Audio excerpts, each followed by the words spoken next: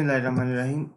आज हम इस वीडियो के अंदर जनरलाइजेशन और ज़ीरोज़ के हवाले से डिस्कस करेंगे। हमने लैंग्वेज मॉडलिंग का टॉपिक जो है वो स्टार्ट किया हुआ है और उसमें हमने ये देखा कि हम किस तरह से लास्ट वीडियो के अंदर ये देखा कि किस तरह से हम लैंग्वेज मॉडल्स जो हैं उनको इवैल्यूएट कर सकते हैं।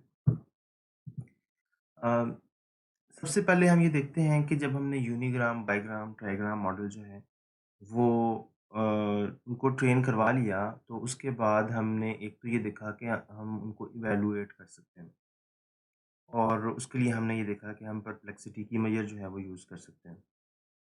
दूसरा हम ये कर सकते हैं कि एन-ग्राम मॉडल्स को हम विजुअलाइज़ जो है वो कर सकते हैं और उसके लिए हम शैनन विजुअलाइज़ेशन मेथड जो है वो यूज़ करते हैं। लेट्स से हमने एक बाईग्राम मॉडल जो है वो ट्रेन करवाया हुआ है।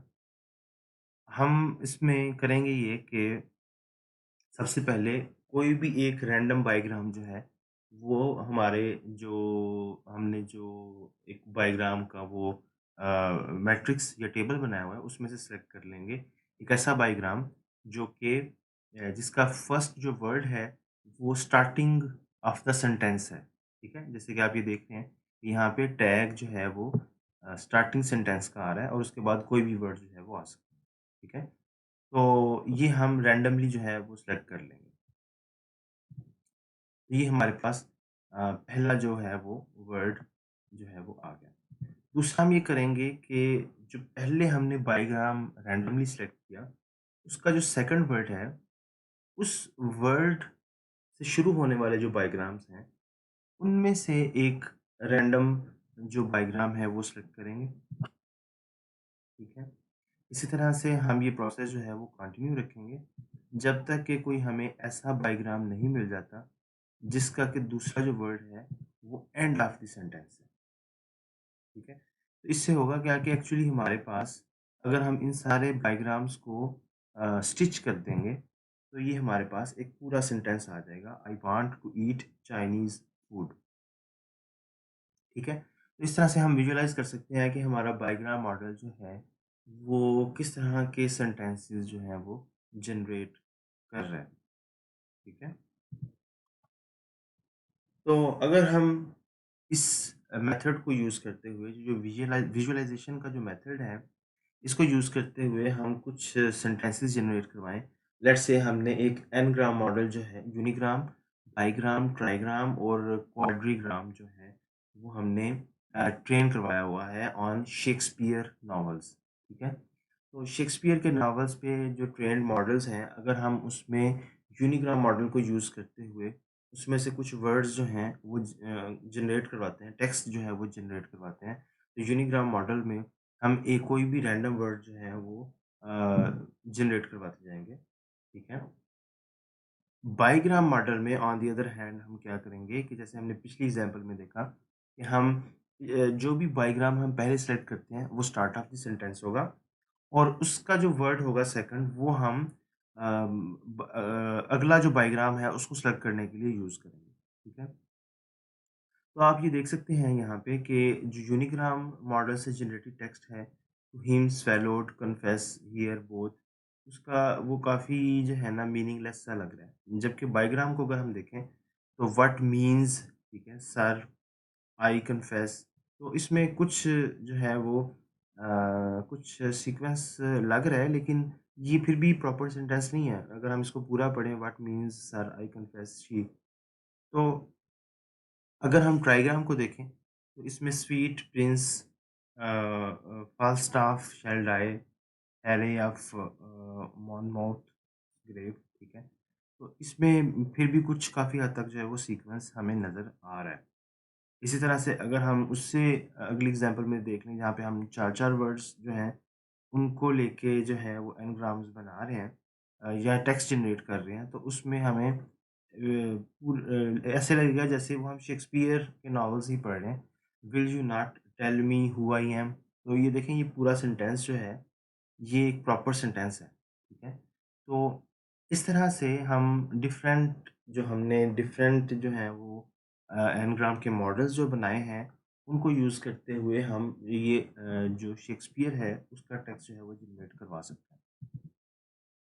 अब शेक्सपियर के कॉर्पस की अगर हम बात करें तो उसके अंदर जो टोटल टोकन्स हैं वो 884,647 है और उसके अंदर जो वोकैबुलरी है वो तकरीबन 30,000 उसके अंदर यूनिक वर्ड्स हैं।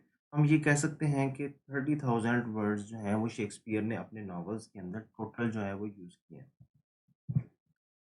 और इसमें अगर हम बाईग्राम्स देखें तो बाईग्राम्स जो हैं, जो उसने शेक्सपियर ने प्रोड्यूस किए हैं, वो 300,000 बाईग्राम टाइप्स हैं, आउट ऑफ जो टोटल वोकैब्युलरी का साइज़ है, अगर हम वी स्क्वायर लें, तो वो 844 मिलियन पॉसिबल बाईग्राम्स बनते हैं। तो उन 844 मिलियन बाईग्राम्स में से सिर्फ़ 300,000 बाईग्राम्स हैं, जो एक्चुअली शेक्सपियर ने अपने नॉवेल्स के अंदर यूज़ किए हैं। तो हम ये कह सकते हैं कि 99.96% ऑफ द पॉसिबल बायग्राम्स जो हैं, वो कभी अकर ही नहीं हुए उसके नॉवेल्स के अंदर। ठीक है? यानी कि सिर्फ़ 0.04% जो हैं बायग्राम्स उसने अपने नॉवेल्स के अंदर टोटल यूज़ किए हैं। यानी कि बाकी अगर हम उस टेबल को विजुअलाइज़ करें जो हमने लास्ट एक वीडियो के अंदर देखा था, जिसमें हमने बायग्राम काउंट्स और उनकी प्रोबेबिलिटीज़ कंप्यूट की थी, तो उसमें 99.96% जो वैल्यूज़ हैं, उस पूरे टेबल के अंदर वो ज़ीरो होंगी। तो जो क्वाड्रिग्राम्स हैं वो वर्ड्स हैं, ठीक है? उसकी वजह क्या है? Words coming out looks like Shakespeare because it is Shakespeare, ठीक है? हमने लास्ट स्लाइड के अंदर ये देखा है कि जो ये क्वाड्रिग्राम्स जो टेक्स्ट जनरेट कर रहे हैं, वो काफ़ी हद तक जो है वो शेक्सपियर के नॉवेल्स का टेक्स्ट ही लगता है, ठीक है? तो वो चलें टेक्स्ट तो जनरेट जैसे कर रहे हैं वो काफ़ी हद तक इंग्लिश टेक्स्ट है और उसके नॉवल का टेक्स्ट लग रहा है। लेकिन प्रॉब्लम क्या है कि अगर हम बाईग्राम को देखें तो उसी में 99.96% जो हैं वो जो सेल्स हैं उस टेबल के वो ज़ीरोज़ हैं, ऑल ज़ीरोज़। और अगर आप क्वाड्रिग्राम्स की बात करेंगे तो उससे भी वर्स हैं, उसमें उससे भी ज़्यादा जो हैं वो ज़ीरोज़ होंगे। इस तरह का जो हमारे पास रिप्रेज़ेंटेशन आती है, हम इसे कहते हैं स्पार्स रिप्रेज़ेंटेशन। स्पार्स रिप्रेज़ेंटेशन का ये मतलब है कि काफ़ी सारी हमारे पास कोई मैट्रिक्स है अगर और उसमें काफ़ी सारी प्लेसेस पे ज़ीरोज़ हैं और बहुत कम ऐसी प्लेसेस हैं जहाँ पे एक्चुअल कोई वैल्यूज़ जो हैं, वो एग्ज़िस्ट करती हैं। तो अगर हम अभी हम शेक्सपियर के नॉवेल्स की बात कर रहे थे तो हम let's say wall street journal जो है इस जर्नल के हवाले से बात करते हैं।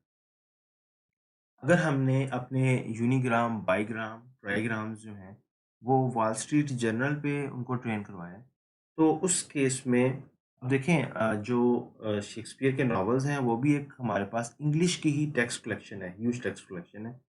और अगर वॉल स्ट्रीट जर्नल की बात करें तो वो भी इंग्लिश का ही टेक्स्ट है। लेकिन इसमें जो यूनिग्राम, बाईग्राम और ट्राईग्राम जो जनरेट हो रहे हैं या हमने इनको जो विजुअलाइज़ कर रहे हैं यहाँ पे, उसमें ये देखें कि ये काफ़ी हद तक डिफरेंट है उन यूनिग्राम, बाईग्राम और ट्राईग्राम से, ठीक है? क्योंकि ये न्यूज़ के हवाले से है ना, न्यूज़ के हवाले से जो डाटा सेट है, उससे जब हम उस बाईग्राम या ट्राईग्राम टेक्स्ट जनरेट करवाएँगे विजुअलाइज़ेशन के लिए तो उसमें देखें last December through the way to preserve the Hudson corporation ठीक है। इसी तरह से ट्राइग्राम को अगर देखें they also point to 99.6 billion dollars from 204,063% of the rates. तो पता ये चला कि अगर हमारे पास लार्ज कलेक्शन ऑफ टेक्स्ट है भी और वो डिफरेंट कैटेगरीज़ का है, तो जिस कैटेगरी पे वो हमने unigram, bigram, trigram model train करवाया होगा, वो उसी तरह का अगर हम उससे टेक्स्ट जनरेट करवाएँगे, तो उसी तरह का टेक्स्ट जो है वो जनरेट करेगा। और वही बात जो मैंने पहले आप लोगों को बताई कि अगर आपने एक तरह के, एक कैटेगरी के, एक टाइप के डाटा पे ट्रेन करवाया है, तो आपको टेस्ट भी उसी पे करवाना चाहिए, ठीक है? क्योंकि जैसे आप यहाँ पे देख रहे हैं कि वो ट्राइग्राम जो है, ठीक है, वो डाटा ओवरलैप नहीं होना चाहिए, वो ट्रेन डाटा अलहदा होना चाहिए और टेस्ट डाटा अलहदा होना चाहिए, ठीक है?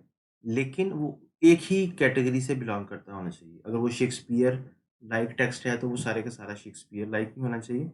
अगर वो न्यूज़ आर्टिकल्स के हवाले से है, तो वो ट्रेनिंग में भी न्यूज़ आर्टिकल्स का डाटा ही होना चाहिए और टेस्ट में भी न्यूज़ आर्टिकल्स का डाटा ही होना चाहिए।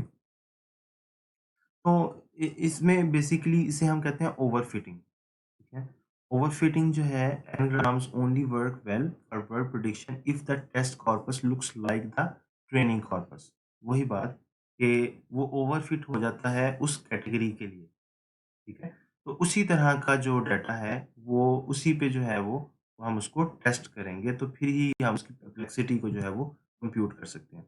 रियल लाइफ में ऐसा नहीं होता, जैसे आपको पता है कि हमारे पास काफ़ी सारी डिफरेंट एप्लीकेशंस हैं और डिफरेंट टाइप के डाटाज़ जो है हमें उनसे डील करना पड़ सकता है डिफरेंट टाइप के डाटा से। तो रियल लाइफ में ऐसे नहीं होता और उसके लिए हमें ऐसे रोबस्ट मॉडल्स जो हैं वो ट्रेन करवाना पड़ते हैं जो कि बेहतर तरीके से जो है वो जनरलाइज़ हो सकें। और उसमें से जनरलाइज़ेशन में से एक जो जनरलाइज़ेशन है, वो ज़ीरोज़ के हवाले से है, ठीक है? और वो ज़ीरोज़ के हवाले से जनरलाइज़ेशन का क्या मतलब है कि कुछ ऐसी चीज़ें हैं, कुछ ऐसी लेट्स से बायग्राम्स हैं, जो कि कभी जो है वो ट्रेनिंग सेट में अकर ही नहीं होते, लेकिन वो टेस्ट सेट में जो है वो अकर हो सकते हैं, ठीक है? तो क्योंकि हमने ट्रेनिंग सेट के हवाले से जो है बायग्राम्स, ट्रायग्राम्स को ट्रेन करवाया हुआ है, तो अगर हम टेस्ट सेट में उसको इवैल्यूएट करेंगे, तो अगर वो बाईग्राम या ट्राईग्राम कभी अकर ही नहीं हुआ हमारे ट्रेनिंग सेट के अंदर, तो वो टेस्ट सेट में उसकी वैल्यू जो है वो ऑटोमैटिकली 0 आ जाएगी। 0 एग्ज़ाम्पल एक देखते हैं, ज़ीरोज़ का क्या मतलब है कि लेट्स से हमारे पास ट्रेनिंग सेट के अंदर कुछ इस तरह से जो हैं वो फ्रेजेज़ आ रहे हैं, training the allegations, denied the reports, denied the claims, denied the request. और अब हमारे पास जो टेस्ट सेट है उसके अंदर कुछ इस तरह से जो है वो फ्रेज़ आ रहा है कि डिनाइड द ऑफर, ठीक है? अब इसकी जो प्रोबेबिलिटी है वो 0 होगी और अगर डिनाइड द ऑफर है, डिनाइड द लोन है, अगर इस तरह की कुछ फ्रेज़ेज़ हैं हमारे टेस्ट सेट के अंदर, तो उनकी प्रोबेबिलिटी जो है वो भी 0 होगी, ठीक है? अब ज़ीरो प्रोबेबिलिटी आने का क्या मतलब है? ज़ीरो प्रोबेबिलिटी आपने जैसे देखा, परप्लेक्सिटी हम कैसे कंप्यूट करते हैं? हम डिवाइड करते हैं उसकी जॉइंट प्रोबेबिलिटी से उस सेंटेंस की, ठीक है? लेकिन अगर हमारी कोई प्रोबेबिलिटी ज़ीरो होगी, तो इट मीन्स कि हम परप्लेक्सिटी जो है वो कंप्यूट ही नहीं कर सकते हैं। क्यों? क्योंकि हम ज़ीरो से डिवाइड नहीं कर सकते, तो उस केस में हम परप्लेक्सिटी कंप्यूट नहीं कर सकते। तो हमें कुछ इस तरह के मेथड्स डिफरेंट चाहिए या इस तरह का कोई इसका सॉल्यूशन चाहिए कि हम ज़ीरो प्रोबेबिलिटीज़ जो हैं, उनको अवॉइड कर सकें। तो ये हम इसको फर्दर जो है वो डिस्कस करेंगे नेक्स्ट वीडियो के अंदर।